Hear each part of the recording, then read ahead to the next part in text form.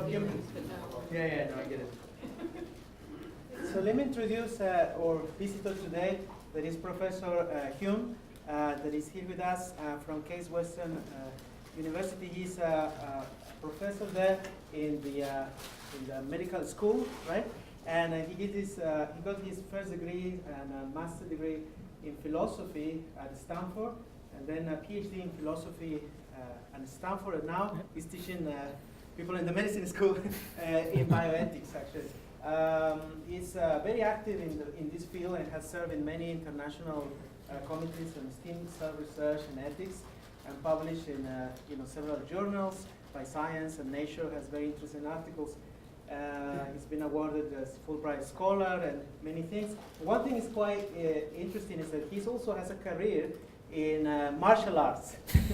Apart from ethics, so maybe you will tell us a little bit more, maybe not. It's on my Wikipedia page. Some students put that together, so you can read all about it there. Okay, let's welcome Professor.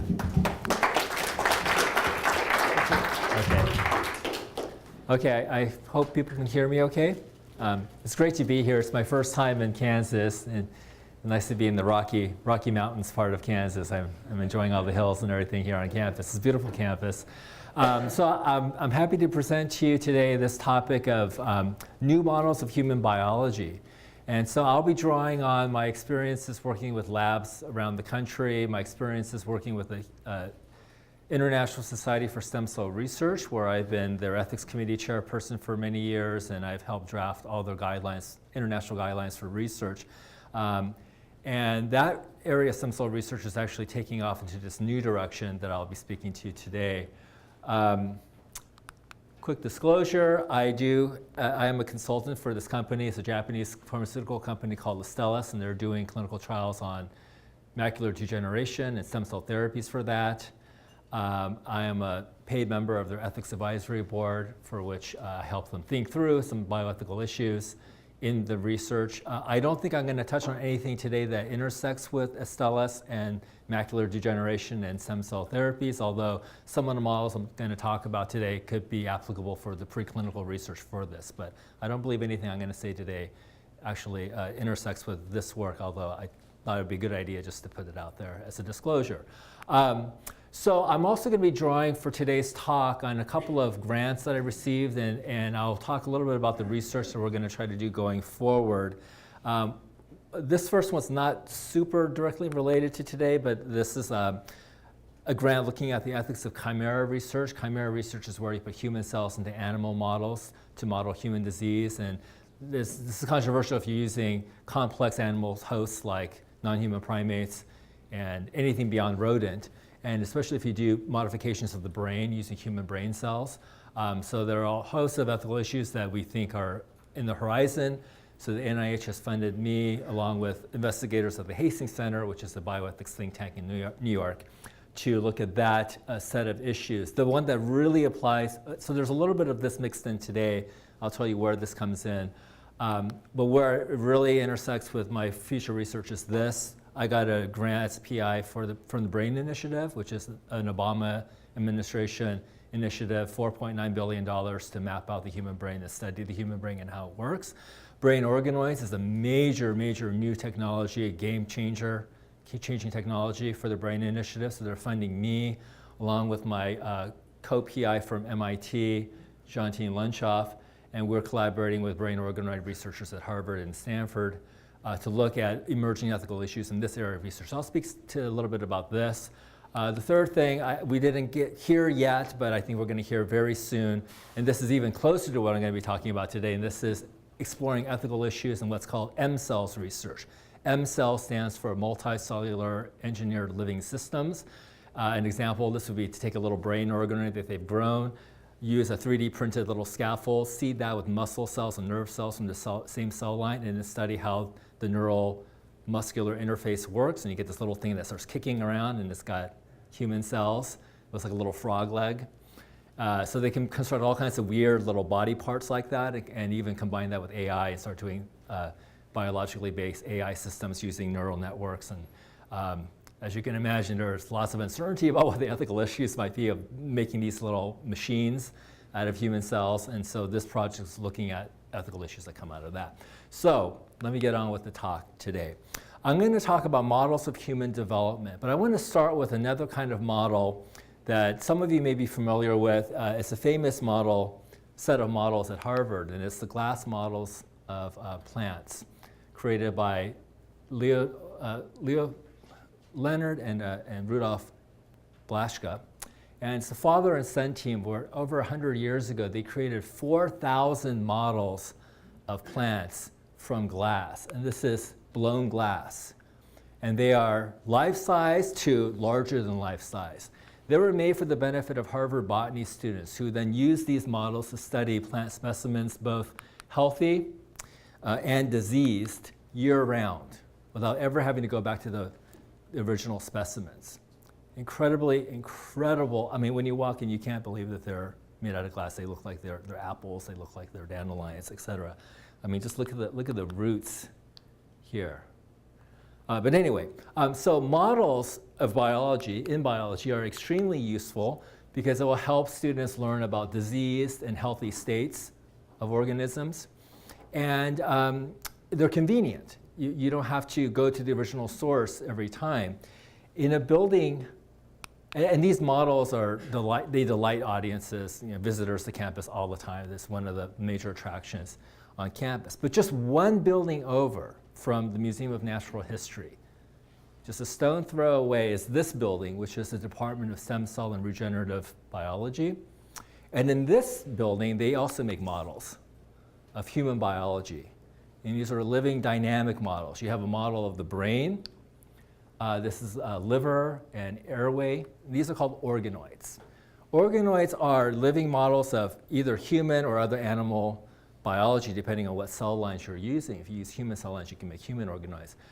And these are stem cell based, so they'll make stem cells from your own body cells. The big revolution in the last decade or so has been to be able to take any somatic cell in your body, whether it's a skin cell or a blood cell. They typically use blood cells because that's the most convenient, it's the easiest to get. If they use a skin cell, it hurts. They do a punch biopsy, you may need stitches, it leaves a scar. So now they use primarily blood cells. You can take any fully differentiated somatic cell, transform that into an embryonic-like stem cell state, and from that derive any kind of cell, any kind of tissue that's genetically matched to you. So the way that these organoids are made is you will get stem cells either from an embryonic stem cell line or from a patient or a healthy volunteer from their own cells.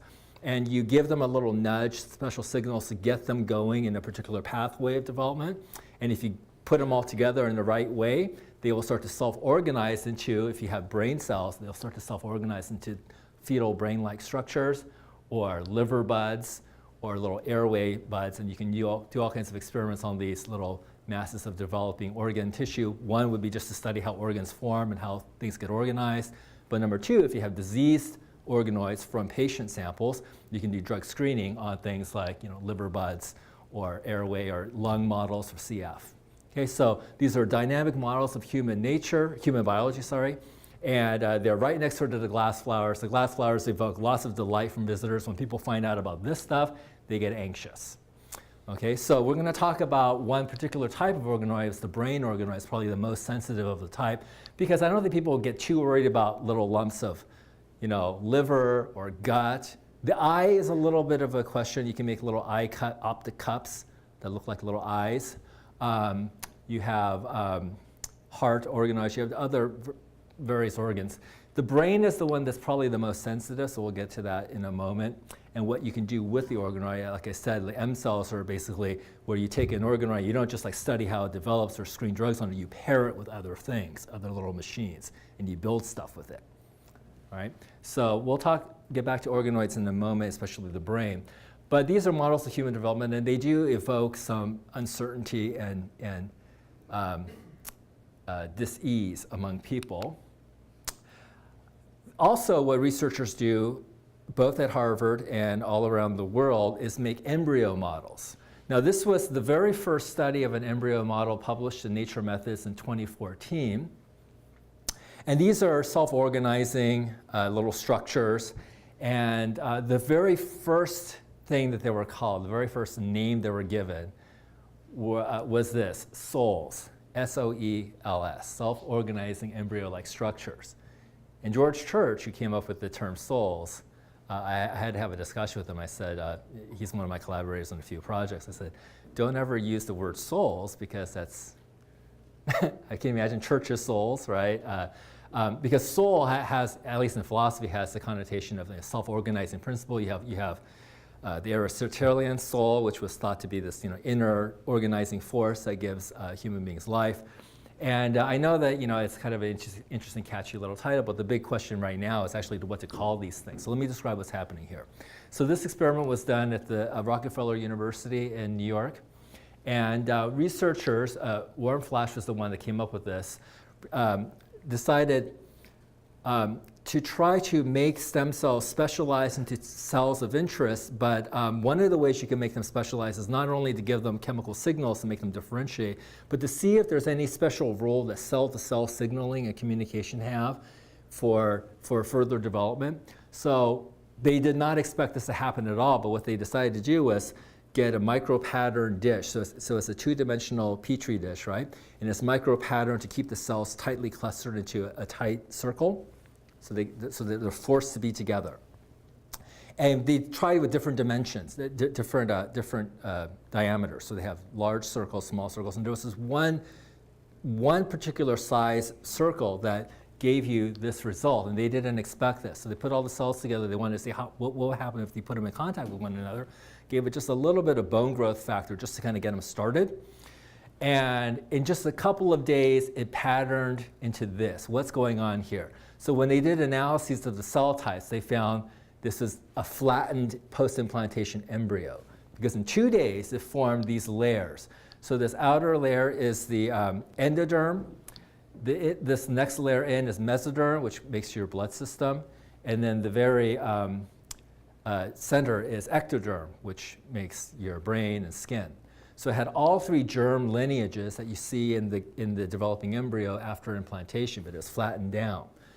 And you may say, well, is it that useful if it's flattened down? Well, that was the first step, and it was shocking to the team because they didn't realize that when you put the cells together, they communicate this way, and it seems that first the outer layer gets a signal, and then it starts to transfer other messages to the inner, and so the sequence goes from outside to inside, and they develop in different pathways. So this is two-dimensional. It's interesting, but it's not a perfect model of the post-implantation embryo. So now they're doing three-dimensional. So they'll get hydrogel, they'll get something to seed the cells with, keep them together again, give them little signals, and then it starts to form what look like developing embryos.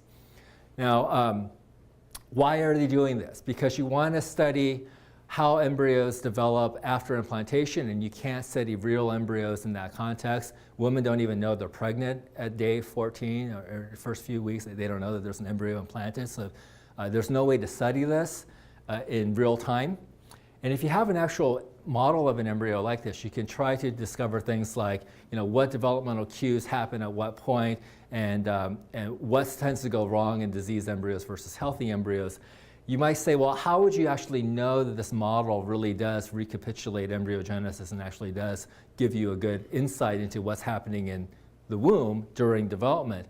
And to answer that, you actually have to study real human embryos and culture them as long as possible. So the same team from Rockefeller and another team from Cambridge did these studies, which they published at the same issue, or not same issue, same time, same month, one in Cell Biology Nature and the other in Nature itself, where they, for the first time, reported that you can take a fertilized egg, a zygote, from a fertility clinic that was going to get thrown away after treatment, and with the couple's consent, put it into an embryo culture system and see how far it can grow. Now, it was believed before these papers, including by the authors, I talked to them, they said the conventional wisdom was by day 3 or 4, you have to transfer these embryos either into the freezer to keep them frozen, to maintain them, or into a womb.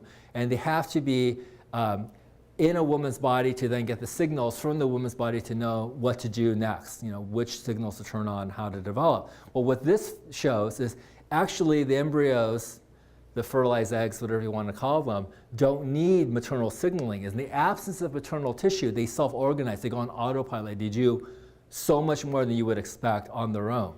So in a petri dish, not in a womb, in the right culture conditions, these will attach to the dish and will start forming very, very far along. And now, the UK experiment had to end before day 14 because by law you have to terminate the experiments, embryo culture, within 14 consecutive days of embryo development.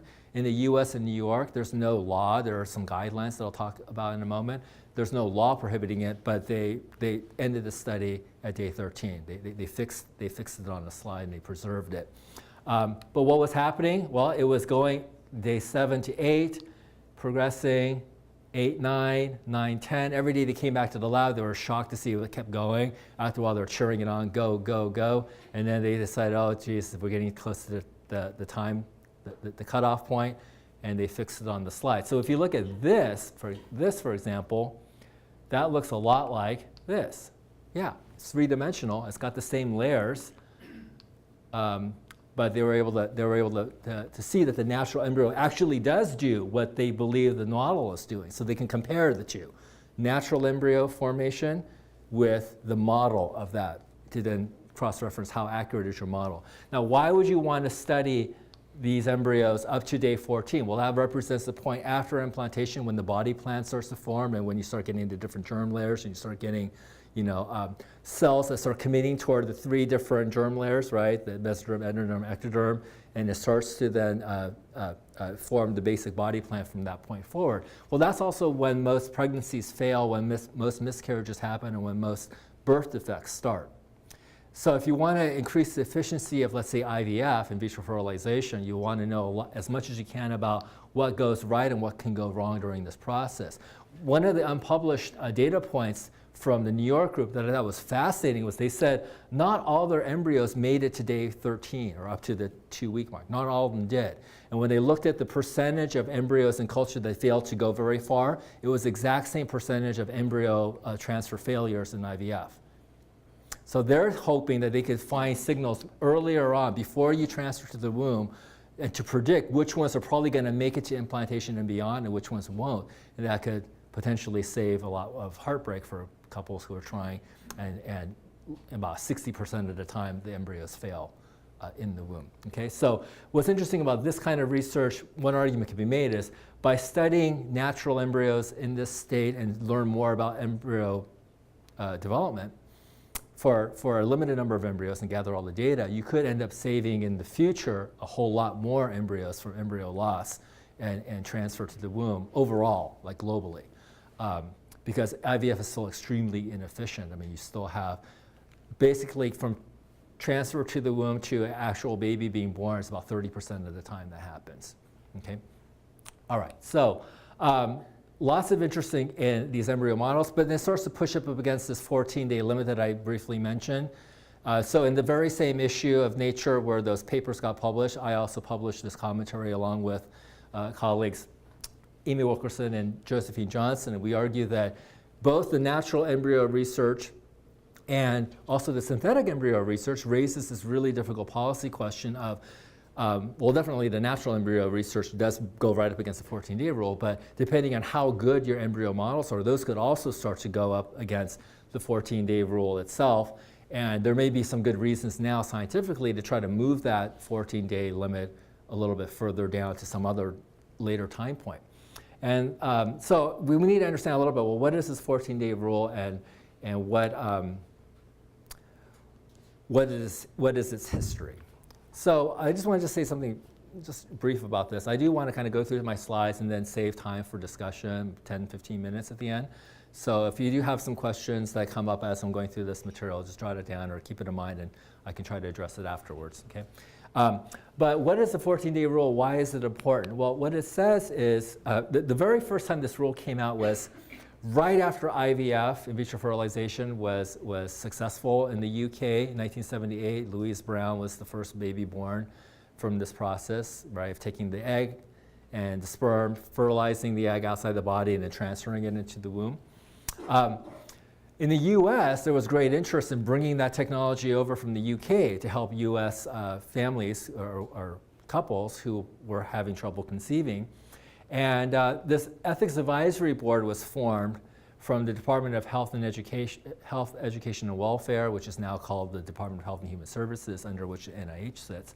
And this advisory board came up with this limitation. They said, well, okay, now that we can make embryos outside the body and we can transfer it into a woman for pregnancy, or a surrogate even, we can split up the entire reproductive process into all these different collaborators. You can have a sperm donor, an egg donor, you can have the rearing parents, you can have the surrogate mother. You can split up every step along the way, along different parties, because there's this great flexibility now and ability to make choices at every step along the way.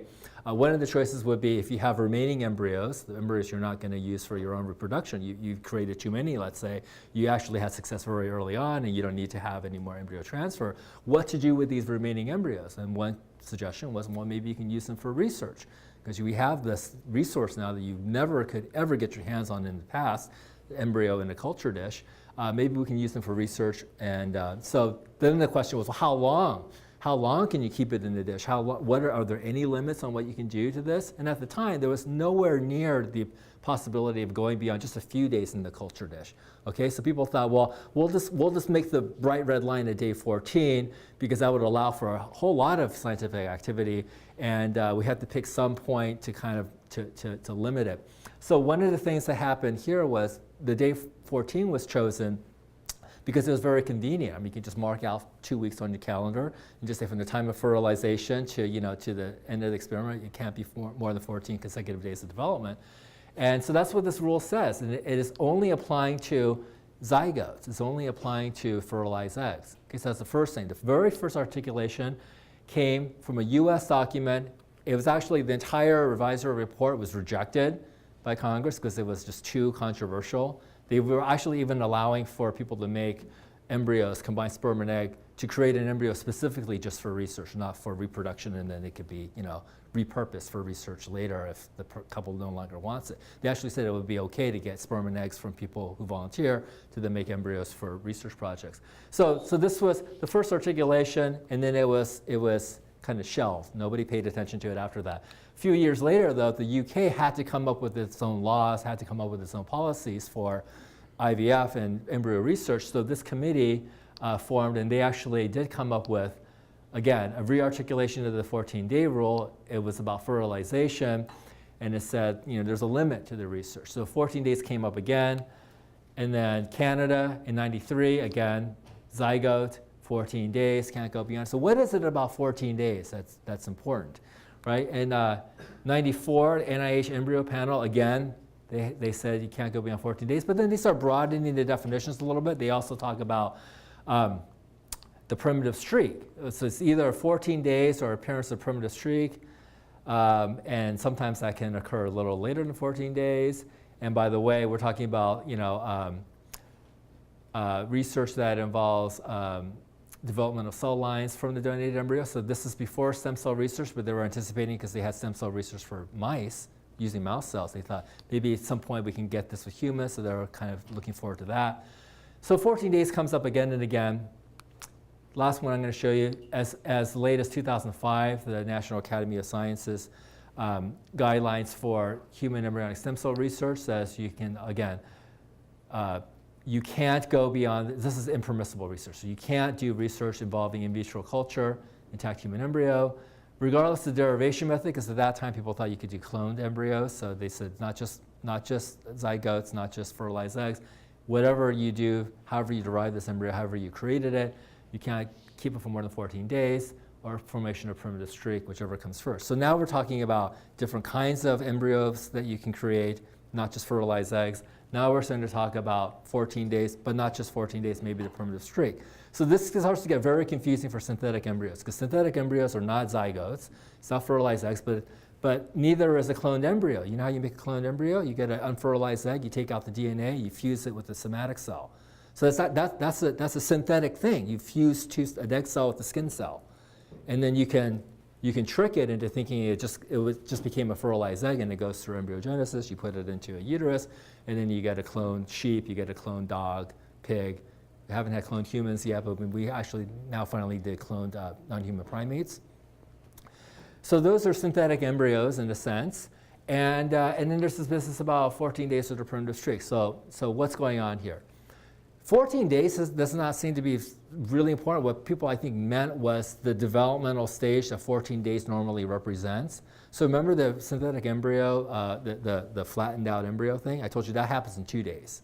No matter what cell line you use, whether it's from a patient or from a fertility clinic, they all do this in just a couple of days. So you can say, well, it doesn't violate the 14-day rule because it's 2 days, not 14 days.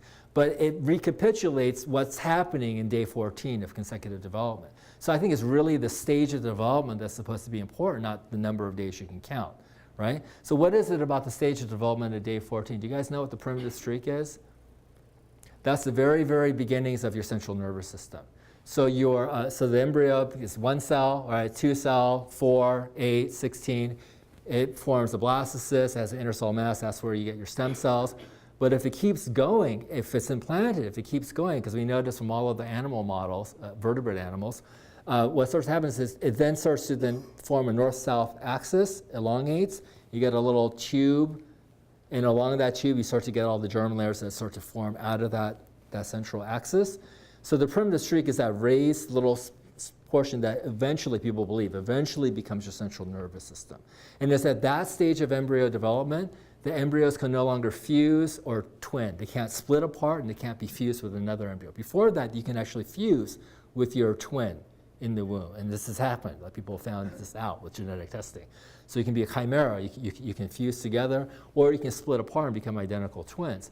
So why was this important for the policy? Because when the British, when the Warnock Committee were having their deliberations, and it took 2 years to have constant meetings with medical societies, scientific societies, religious groups, etc., what they were able to, what the biologists were able to explain to the Catholics was, you believe in ensoulment, you believe that the soul enters the body at fertilization, or you believe something about, moral status is related to human beings having souls.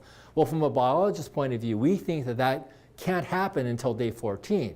Because before day 14, the embryo, you can actually manipulate, you can actually split it yourself by hand. You can split it in half and make identical twins.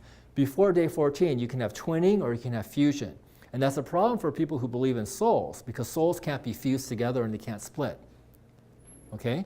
So the earliest that the soul could possibly go into the body must be day 14, when biologically you have individuation. And that was persuasive to many of these people who are part of this committee work, and so then they agreed to the 14-day rule. So it kind of has lots of purposes. It's easy to count. You can see through a microscope, you can see if a primitive streak is forming, so you kind of know you're getting close. And also the religious argument, not to everybody, but to some people, made some sense about the soul. Okay?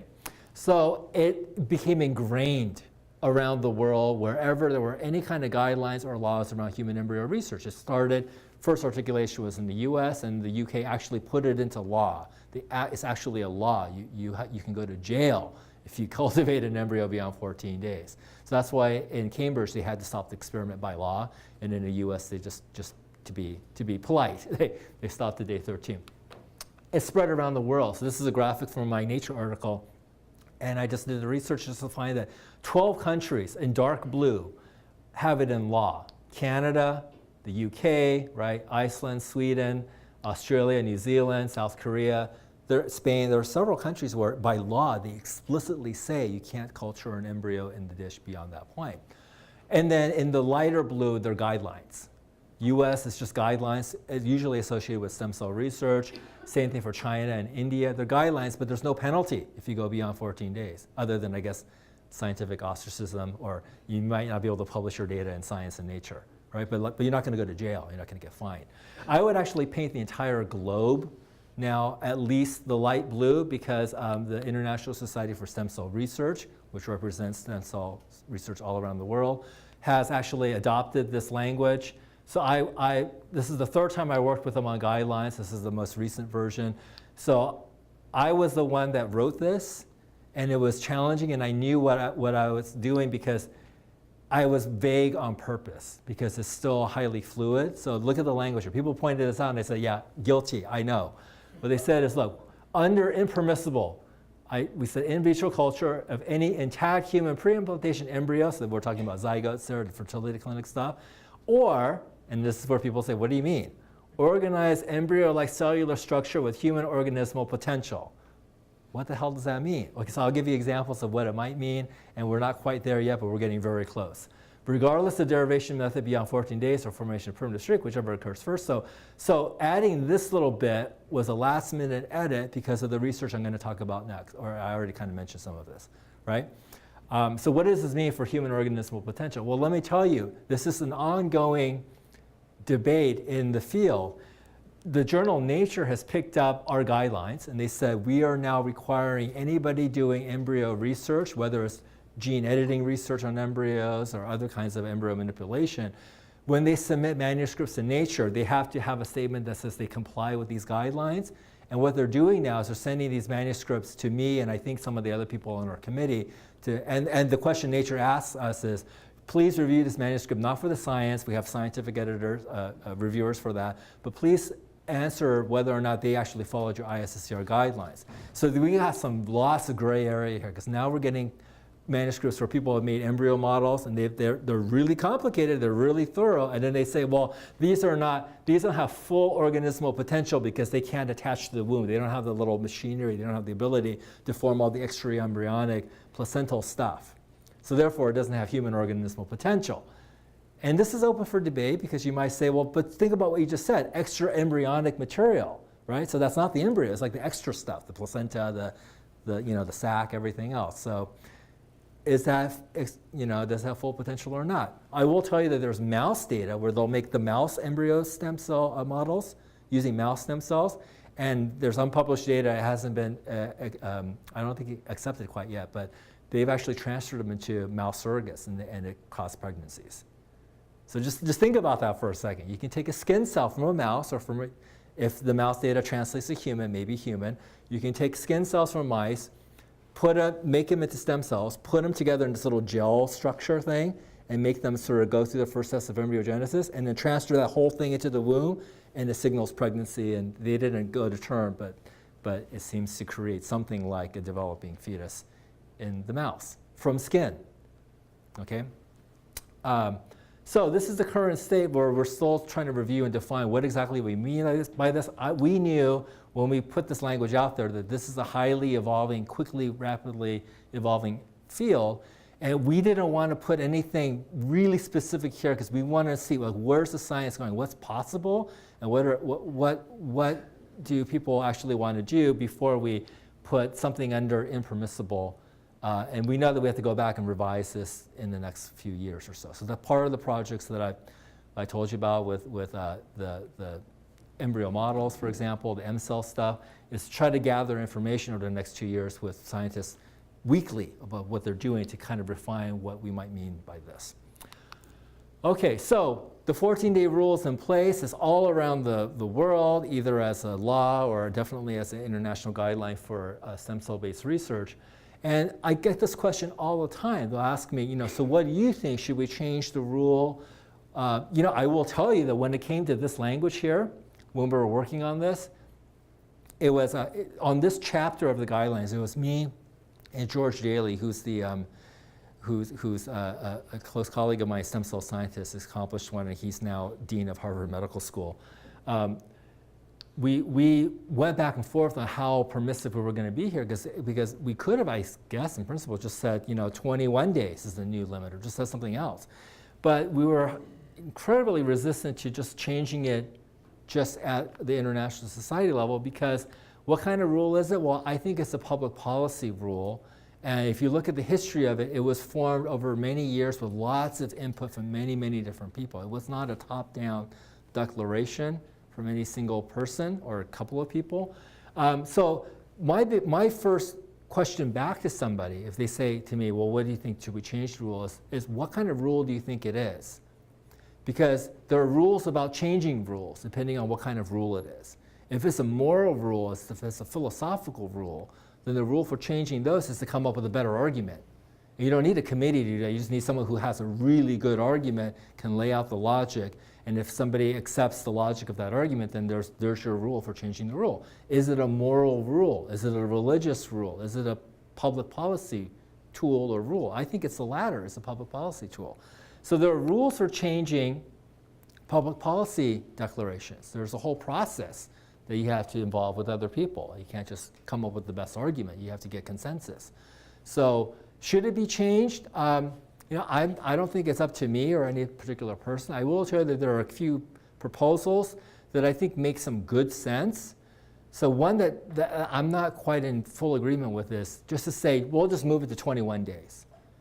And that's a little bit tricky because at 21 days, you don't quite have a fully formed heart, but you do have cardiac cells that start beating.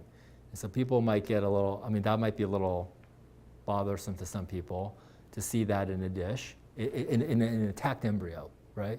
Fertilized egg and get all the way to like you start seeing beating cells.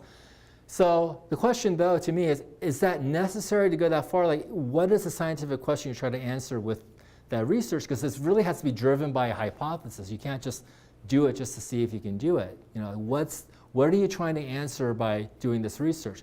So the method that, or the approach I prefer is actually to keep the 14-day rule in place because we're used to it, it's worked well, people expect that, and maybe have occasionally an exception under tight review and close monitoring to get the data. Okay, so maybe you might allow someone to go a little bit beyond 14 days, find out what's going on if the embryo published the data, and you have it, and then you can use it, make that accessible, but you don't have to keep doing that experiment over and over again. You can just get the data. So I would advocate for a case-by-case approach. Keep the 14-day rule in place as the default, unless you give me a really strong case, and then you're very closely monitored by a regulatory authority. So I would hope that that's the way they go in the UK. We're not sure yet. That was the approach taken in Canada. I was part of a group to try to come up with recommendations for the Canadian Health Minister to make recommendations for any kind of revisions to the health research law. And that was the recommendation we made to the Canadian minister. Just keep that in place, but allow possibility for exceptions in special circumstances. If it's a very important scientific question, this is the right group to do it. They're going to use limited number of embryos, and then they're going to publish their data. Okay, so we can talk about this more later if you like, but I think that it's a public policy tool. It was used to try to carve out a space for research, and it actually worked extremely well as a public policy tool. You understand? Because what happened was, think about this, in 84 or 82, they come up with this rule. They say you can do embryo research up to 14 days in a dish. Nobody could get it anywhere close to that. The record before these experiments that I just talked about was 7 days, not 14, okay? So they really got pretty far in the last few decades. But it allows space for embryo research. What does that mean? That means that it allows people to use embryos from IVF clinics for research, including stem cell research and a derivation of stem cell lines in 1998. And then you get these stem cell lines that then give you all kinds of information about these cell types that then allows researchers to reprogram your normal body cells to become those stem cells. You couldn't do that unless you had stem cell research. You couldn't have stem cell research unless you had embryo research. And you couldn't have embryo research unless you had the 14-day rule.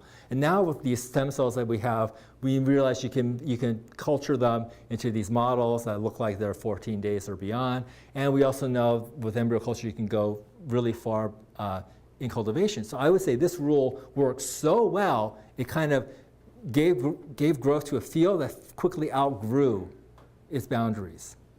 Right? This is like a signal of how successful this 14-day rule was in protecting space for science. Now we've kind of outgrown this playing field. And people are asking, can we move the marker down a little bit and make the playing field a little bit bigger for people to experiment further?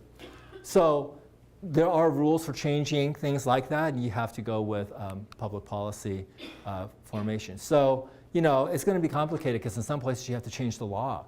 In other places, you just change the guidelines. That's a lot easier. Okay, so it also depends on where you are.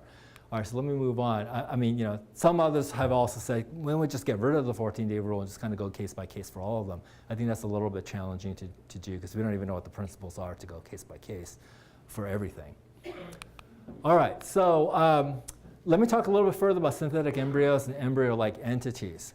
Right, so here you might say, well, okay, so maybe what's troubling is we don't want to have embryo models that otherwise, if it was a natural embryo, you couldn't actually do that research. Like, that would be a little odd if you say you can't do the real thing, you can't study it to that point, but you can make a model of it, and if it's really accurate, then that seems like it's a step around the 14-day limitation. I think there's going to be really interesting results coming up soon to know how accurate can you actually make the embryo models? Can you actually, in principle, if you transfer this to the womb, would it make a baby? And we don't know that, and I think it would be unethical to try that in a human case, but you can definitely do animal models and answer the question for animals. If it works for every species, the same methodology, I would say you can inference to the best explanation. It would probably work for human too if you made the human model. You can do non-human primate. You can get all the way up to chimpanzee. You can go as close to human as you can. I think probably the technologies there, you can probably make it work eventually. So I think it was time now to start thinking about engineering ethics and how that could be brought in. So traditionally in bioethics and in research ethics, we've always talked about the ethics of research with human subjects and with animals. And then we branched over to genetics research. But these are all things that you find in the natural world: animals, human beings, genes, well, even embryos in the fertility clinic. These are things that are created in nature in your bodies. But this is the first time that we actually have something where we're not really sure what it is and what to call it and which committee reviews this. So based on experience with the researchers at Harvard, they said they were doing experiments where they put the cells together, they start adding little factors and microfluidics and getting things to grow. And then they look at what's growing in the dish and they say, what does this look like? Well, let's look at an embryology textbook. It looks like something like an embryo. But it happens really quickly. And then you'll get little parts of the embryo you can grow. And the question is, what is this? What are we doing? Well, I guess you can call them models of these different systems, but what is the actual status of this thing? And who has to review it? So they had really, really practical questions of, who do we have to ask if we want to go further with our research at the university? They don't know. Well, it's not the IRB, it's not the Human Subjects Board, and it's not the Animal Research Board. Is it the Stem Cell Board? Well, it's no longer a stem cell, it's like a product of a stem cell, so it's not, I don't really know, who's supposed to review this. So lots of uncertainty just centered around what's in the dish, what is that? So there's some really interesting questions about what they're creating, and I think it could be productive to bring in engineering ethics, so I'll close with this. So my proposal, and one of the 3 projects I'm trying to do centers on this, is to ask, what does it look like if you bring engineering ethics into this new area of bioengineering? Because you have traditional bioethics, and then you have engineering ethics, which I'm sure many of you have heard about, but that's always with like non-living matter, cars, rockets, even they're getting to like autonomous cars, they're getting to like, computer ethics, things like that, but nothing with like living matter. So remember, M cells, what they're calling them at MIT, are multicellular engineered living systems. So it's got everything in it. It's engineering and it's living. So what is this? Well, so I ended up publishing this paper in Cell Stem Cell where I introduced this idea of bringing some of this in to this new world. And there are opportunities and challenges. So I'll close with what I've observed. So the first thing is to be clear about what we're talking about when we talk about engineering ethics. There's like the old versus the new.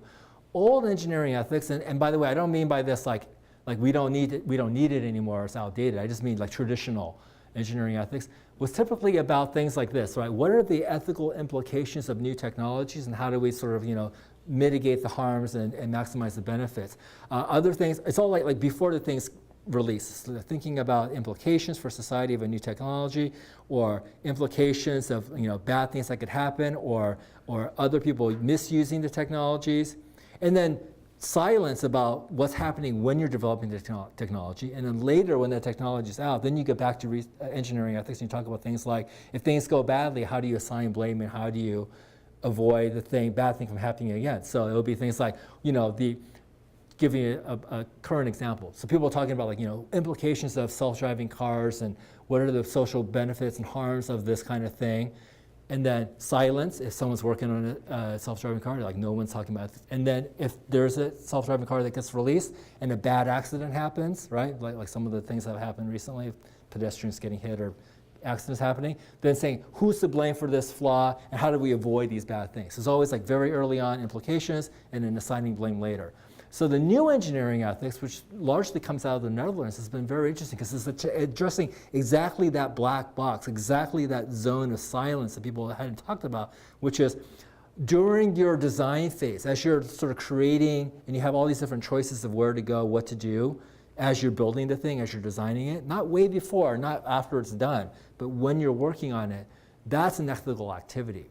What does that mean? That means there are far too many design choices than you can actually instantiate, and you have to make trade-off decisions to what you're going to focus on and what you're not going to focus on. And those trade-off decisions are informed by values, and many of these values are ethical values. So I'll give you an example. So the Dutch Evo Car, so this all comes out of the Netherlands, okay? So this happened with this Evo Car. It was this team that was asked to design a very efficient city car, like a little electric car, drive around Amsterdam and stuff.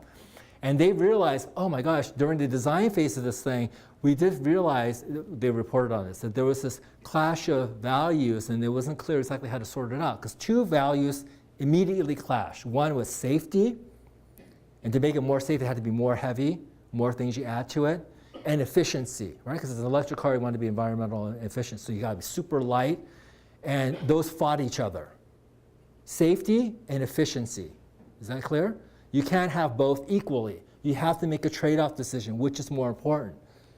So somebody, you have to be very clear, like this is the choice in front of us. Who should be debating this, and how do we make those trade-off decisions? So this is in that middle area during the development of it. That's an ethical activity. Should it just be up to engineers to kind of battle this? I mean, there's a lot going on right now about like computer algorithms and like who's designing this, and did Facebook ever imagine that Facebook could be used in this way in political systems and destabilization, right? Like who made these decisions?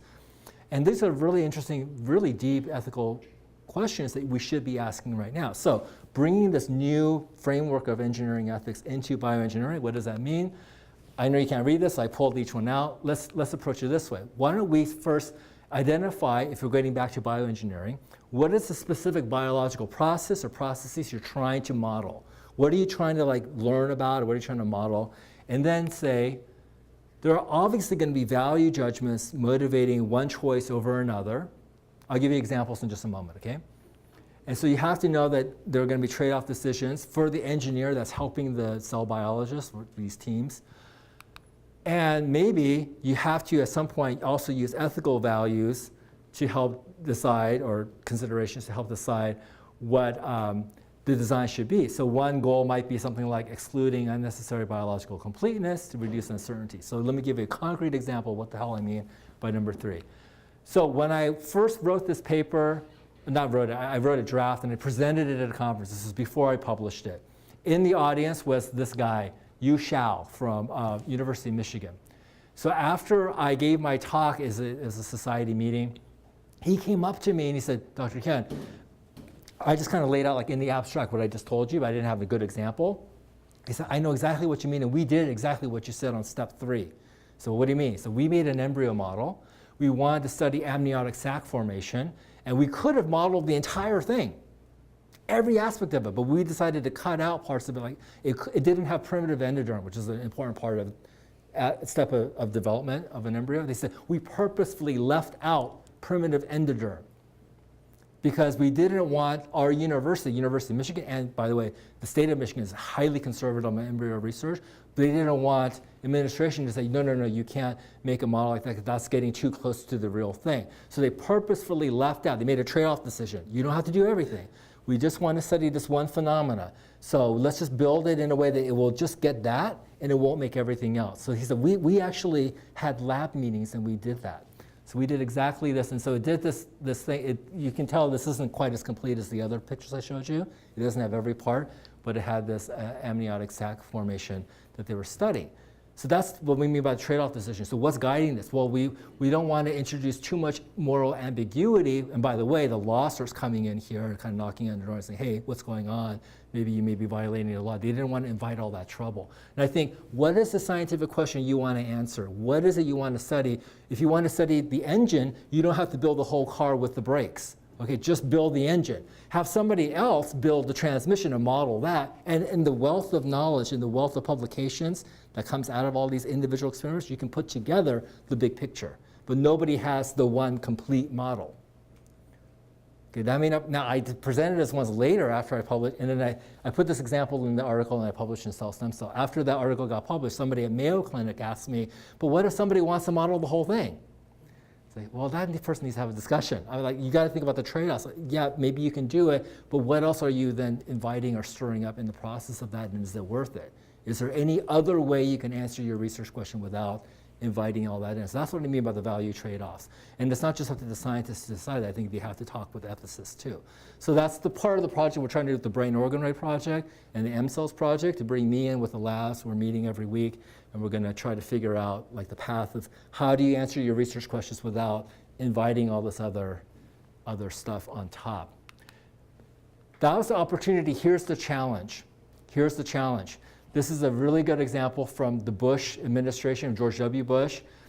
2005, when they first started getting interested in stem cell research, that same year, the President's Council on Bioethics, this is George W. Bush's council, came up with a proposal to come up with ways, ethical ways, to get embryonic stem cell research funded and done in the US without destroying or creating human embryos in the process. And you think, well, how would you actually do that? This is a proposal by William Hurlbut, who said, you can make an embryo-like entity, engineer it, and then it can get you the stem cells you need for research, but you didn't actually make a real embryo. So here was his thinking. He said there was a mouse paper which showed that CDX2 is a gene that you need to create the tetravectoderm, which basically attaches the embryo to the womb. CDX2 deficient mice, after you knock out CDX2 after they're born, when you mate them, their embryos can't make all the extra embryonic machinery to attach, and so the embryos don't develop. So he thought, well, what if we do an experiment where we take, using cloning, so you get a human egg, take out the nucleus, and you get a somatic cell from the person that's going to be cloned from this experiment, and in that cell you knock out CDX2, the human variant of that, right? And then you create this thing which is a reconstituted embryo-like entity, but it doesn't have CDX2, just like the mice, and it won't then be able to make all the other extra embryonic tissue and have the organization of a real embryo, and maybe you can get stem cells from it. So it's this idea of making an embryo-like, synthetic embryo-like model, you understand? It's like 2005, they didn't talk in these terms, but I'm looking back at the literature and thinking, oh yeah, that was like, I mentioned cloning. I think that's a synthetic embryo, and then this is like a kind of like a model of a synthetic embryo because it's not a real embryo, but you can use it for science. So it had that whole flavor that we're talking about today. Here's the thing that went wrong, though. So there was a team at MIT that said that's a pretty cool idea. Let's see if we can do that in a mouse model at least. Can we knock out CDX2 of the skin cell, put it into an unfertilized egg, get a cloned mouse, but the cloned mouse is not complete. It won't make an embryo, but you can get stem cells from it. So they did an experiment. They turned down CDX2 in the skin cell, put it into a mouse egg. They did this. They found, oh yeah, actually you can get stem cells from this construct kind of thing. But you know what? They reported this in Nature. They said, you know what? It actually was a lot more organized than we expected. It wasn't like it was this jumbled mass of cells and then you can get stem cells from it, which I always thought was kind of a weird idea. How would it be that it's so disorganized on the one hand, but organized enough that you can get stem cells from it and the stem cells are healthy? So what they said was, actually, it looked just like a control embryo up until the point where it needed CDX2, but by then you could still get the stem cells out. So they described it as a disabled embryo. Here's the kicker, though. They turned CDX2 back on in the cell line because you don't know what that's going to do to the quality of your cell line. So you can actually turn it on and off anytime you want. Okay? So people looked at that, including me, and I said that it doesn't really help the embryo protectionist position to go with this alternative because you could say you're basically disabling, if you want to talk in these terms, disabling a baby, harvesting its organs, and you had the cure the entire time. You could have undisabled it. You could have enabled it to have full human life. And there's just this kind of workaround to try to get your stem cells and say you're not using an embryo in the process. And what happened? Biology confounded your plans. You had best laid plans for how you're going to engineer this thing using trade-offs, right? You can still do the science, but avoid the controversy of embryos. But what happened? Biology totally surprised you. Like you did not, they didn't expect they would be that organized. And what's happening with the embryo models, for example, is, and what's different about them from the glass flowers that I showed you in the very beginning was glass models, flower models are static, right? They're not living, they're not dynamic. What's really, really interesting but also disturbing to some people about the embryo models and the organoids and the brain organoids is the self-assembly. You just got to put them together, give it a little nudge, and then they start organizing consistently in a special way. They talk to one another, they're dynamic, and that can surprise you. It can end up in a way that you didn't expect. And in fact, you know, the Brimley experiment where they had the micropattern dish and put the cells in it, they were not expecting to see this pattern thing. Believe me, they were shocked when that happened. When you put the human zygotes into a dish and it's not in a woman's body, they were shocked that it's self-organized, it kept going. I've had to change what I tell my students. I used to always tell them, if you have a fertility clinic embryo, you got to freeze it or use it. Otherwise, it dissolves away. That's not true. You put it in the right culture system, it keeps going. Okay? So biology can surprise you. It can surprise us here, and I think it can surprise us going forward. So in the meantime, engineering your way forward, you got to keep all these people talking to one another. And maybe during the design phase of the research, when they're coming up with the model, making the decisions about how they're going to put it all together and let it kind of take on its own life, you should try to, I would argue, make it not so complete. And together you have all the data that gives you the complete picture, but no one model is the entire thing. And that way you end up with models of nature that evoke excitement, like the glass flowers, and not dread and anxiety. So that's all the time I have. And I'd like to talk with you. So just parts, not the whole plant. Yeah, comments? So you were talking about kind of the way of establishing ethical principles for publication of research, the allowance of the construction design of these organisms. But what about at kind of the funding approval stage? So when you write a funding proposal to do something like this, is there any mechanism where the grant review boards for funding allocation have to then ask, are you proposing your experiment in an ethical way based on these guidelines, and how do we check that you follow those guidelines? Yeah.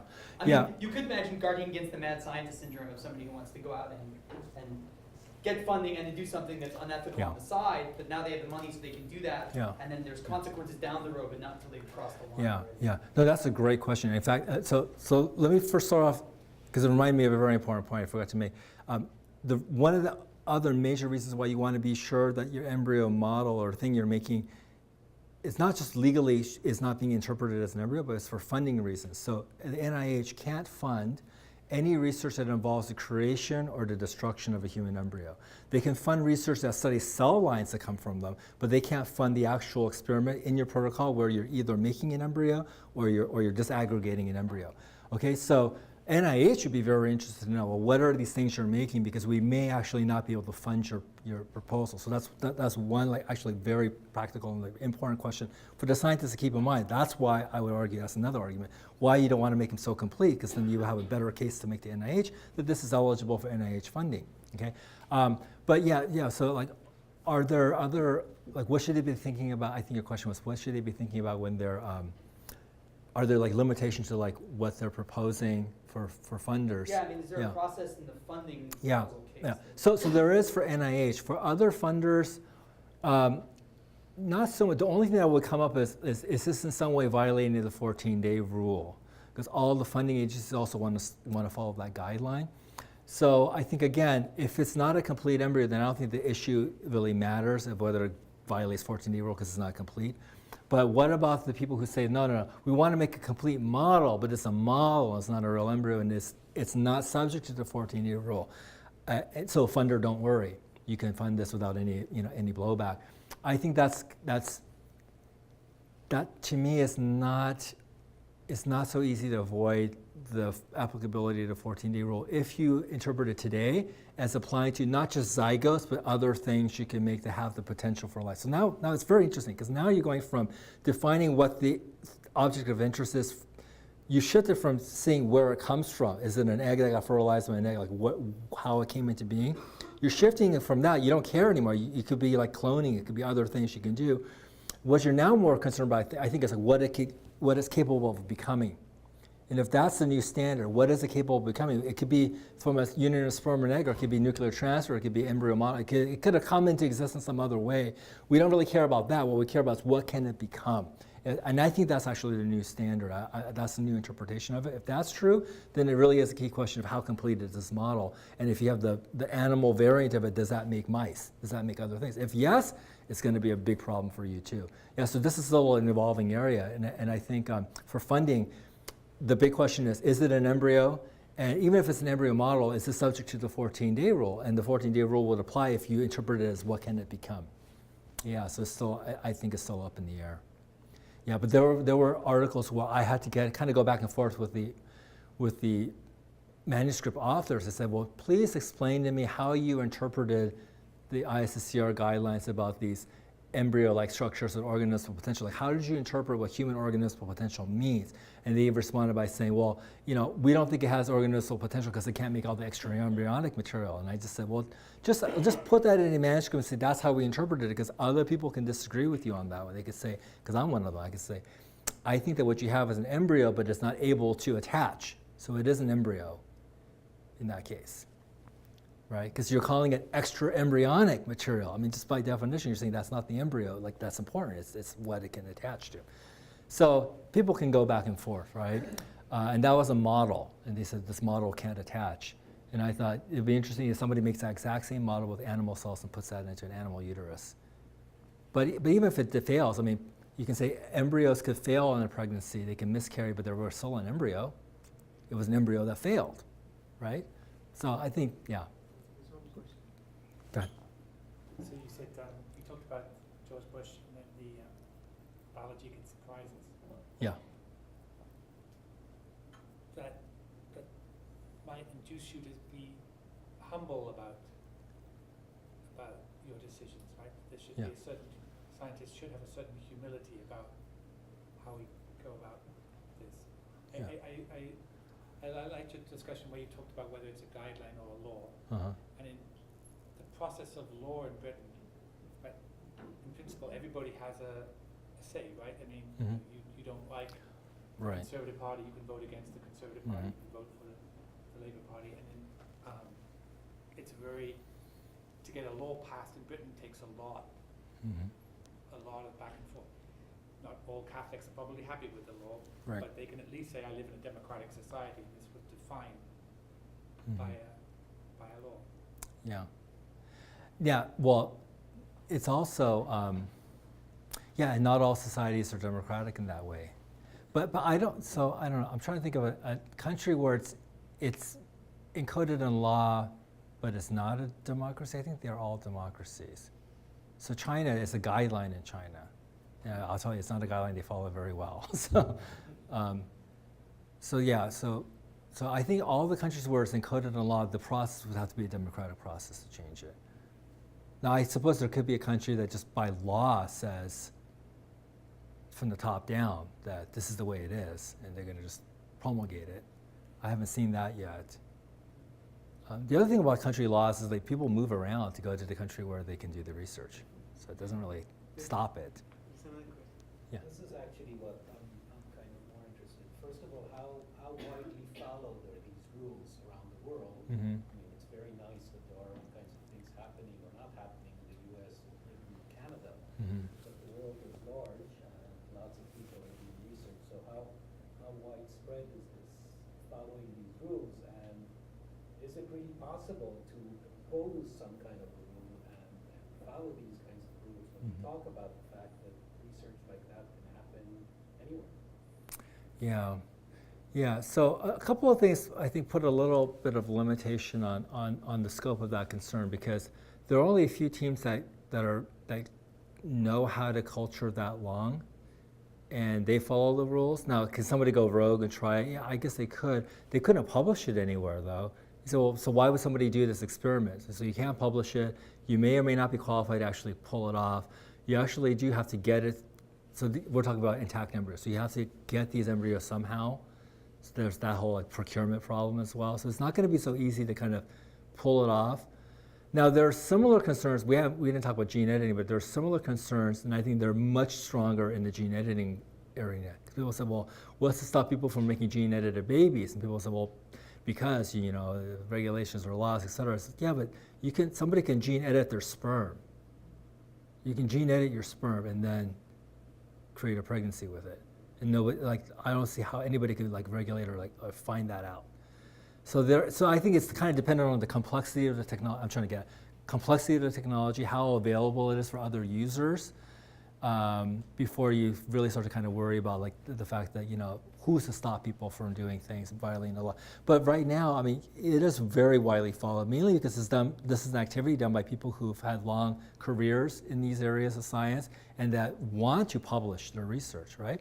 So of course there are going to be ways to effectively make them comply because they're employees of academic centers, they can get fired, and also journals might not publish any of her work, so it was kind of pointless to do it in a sense. So the other people who are not academics or who are not accomplished scientists or who don't want to publish, why would they want to go beyond 14 days with the embryo? I don't really know. I could see more with embryo editing, doing something, but like cultivating it in a dish, it's hard to do. You have to get it somehow. A man can't just make it. You know, you need an embryo. You need a woman's egg. So I don't really know. Yeah. Good question. We have one more question.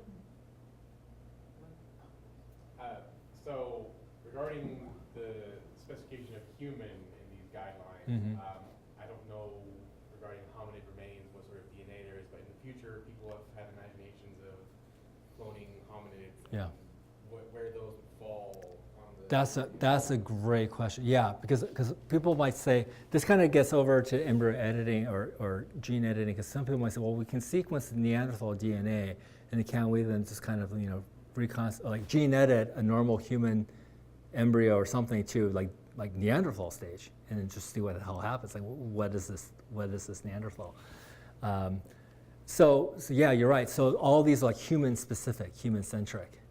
And if you're really worried about moral status of embryos, if anybody ever gets into like Neanderthal embryo work or anything like that, none of these guidelines apply, right? Because it's all human. But you might say, but same issues might start to come up about consciousness and moral status and all that. I think it's really interesting that why, because I asked this myself, like, why is it that we're so focused on human biology and it's like the human DNA that's morally significant when you can do non-human primate work and do all this editing and all kinds of like synthetic embryo stuff and embryo culture with chimpanzee embryos, I suppose, in principle. You can do that if you can get your hands on the gametes, right? And shouldn't that be a problem? Why does it have to be Homo sapien? And similarly, you can ask a question about like other hominids or other branches of the evolutionary tree. People might try to reconstitute these things. I think it's possible.